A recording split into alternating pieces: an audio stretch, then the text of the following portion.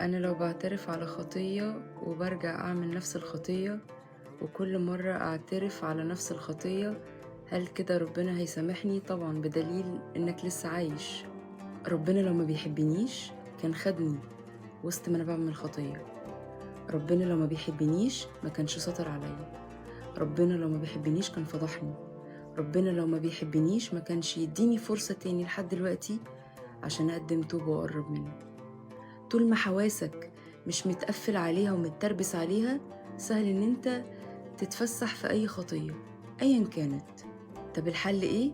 الحل صلاة كل يوم باستمرار عشان الحواس دي تبتدي تتقفل، لأن أكتر حاجة تضايق عدو الخير وأكتر حاجة تهيجه وتنرفزه منك إنك تقف تصلي.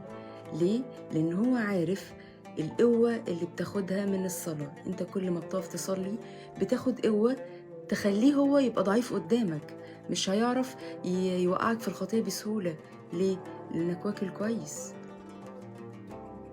لكن أنا كل شوية بعمل خطية معينة وارجع اروح اصلي واتوب عنها.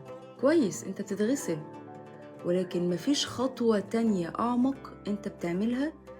لا، كل سنة وانت طيب، قابلني بقى في المجيء التاني لو عرفنا نبطل الخطية ديت.